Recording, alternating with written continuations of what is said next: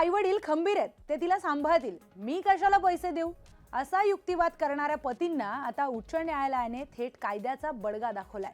न्यायालयाने एक अत्यंत महत्त्वपूर्ण आणि ऐतिहासिक निर्णय दिलाय, ज्याची देशभरामध्ये चर्चा सुरू झाली आहे. या संपूर्ण प्रकरणामध्ये दोन्ही बाजूंचे नेमके काय दावे होते, फॅमिली कोर्टाने पत्नीची पोटगी आकारण्याची मागणी का नाकारली आणि हायकोर्टाने शेवटी कोणत्या कायदेशीर मुद्द्यांच्या आधारे हाच निर्णय बदलला, तर हे संपूर्ण प्रकरण उत्तर प्रदेशातील बुलंदशहरचं आहे. पती हा भारतीय लष्करामध्ये कार्यरत होता आणि नोव्हेंबर 2020 मध्ये तो निवृत्त झाला. विवाहानंतर काही वर्षांमध्येच या दाम्पत्यामध्ये तीव्र वाद सुरू झाले. जानेवारी 2020 मध्ये पत्नी दोन्ही मुलांसह पतीचं घर सोडून आपल्या माहेरी निघून गेली. त्यानंतर दोन्ही बाजूंनी एकमेकांवर कायदेशीर आणि कौटुंबिक स्तरावर गंभीर आरोप करण्यात आले. आता पत्नीकडून काय आरोप करण्यात आले? आरोप क्रमांक 1, लग्नानंतर सासरच्या लोकांकडून हुंड्यासाठी छळ झाला, टोमणे मारण्यात आले आणि क्रूर वागणूक मिळाली. आरोप क्रमांक 2, पतीने वैवाहिक संबंध ठेवणं बंद केलं होतं आणि त्याने गुपचूप दुसरं लग्न केलं. आता आरोप क्रमांक 3, जानेवारी 2020 मध्ये मारहाण करून घराबाहेर काढलं. सध्या कोणतंही वैयक्तिक उत्पन्न नसल्यामुळे ती आपल्या मुलांसह पूर्णपणे आपल्या पालकांवर अवलंबून आहे.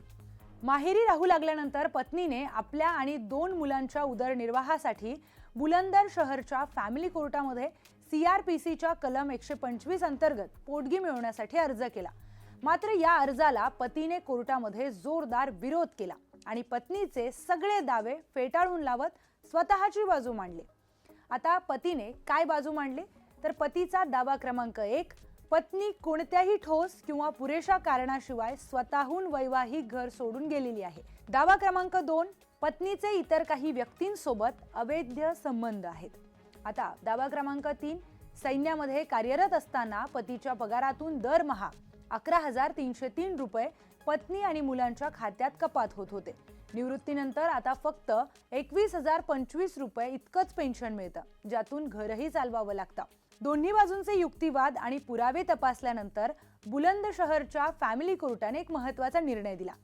फॅमिली कोर्टाच्या मते पत्नीला तिच्यावर झालेला हुंडाचा छळ, मारहाण किंवा पतीचं दुसरं लग्न यापैकी एकही आरोप ठोस पुराव्यांसह कोर्टामध्ये सिद्ध नाही करता आला. दोन्ही बाजूंचे आरोप न पटल्यामुळे पत्नी विनाकारण वेगळी राहत असल्याचा निष्कर्ष काढत फॅमिली कोर्टाने तिची पोटगी नाकारली. मात्र दोन्ही अल्पवयीन मुलांच्या संगोपनासाठी प्रत्येकी 3-3 हजार रुपये प्रति महिना मंजूर केले. आता फॅमिली कोर्टाच्या या निर्णयाविरोधात पत्नीने अलाहाबाद उच्च न्यायालयामध्ये क्रिमिनल रिव्हिजन याचिका दाखल केली, जिथे या प्रकरणाची कायदेशीर बाजू पूर्णपणे बदलली. तर उच्च न्यायालयाच्या न्यायमूर्ती गरिमा प्रशांत यांच्या खंडपीठाने या प्रकरणाची सुनावणी करताना फॅमिली कोर्टाच्या दृष्टिकोनावर आक्षेप घेतला.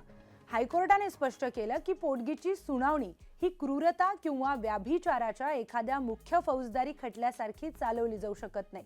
न्यायालयाने काही कायदेशीर मुद्दे मांडले. पहिला महत्त्वाचा, पालकांची मदत ही पतीची सूट नाही.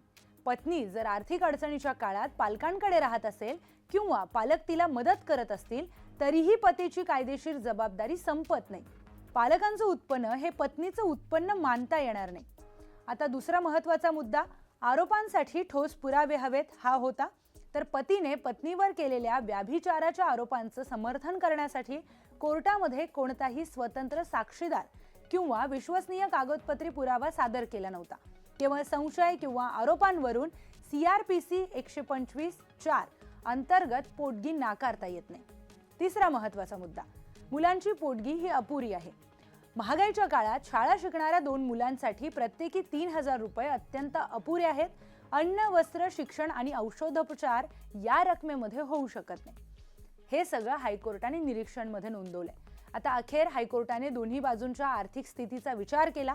फॅमिली कोर्टाचा आदेशही बदलला. मग हायकोर्टाने काय आदेश दिले ते पाहूयात. पहिलं महत्त्वाचं, पतीला पत्नीसाठी दरमहा 5,000 रुपये पोटगी देण्याचे निर्देश देण्यात आले.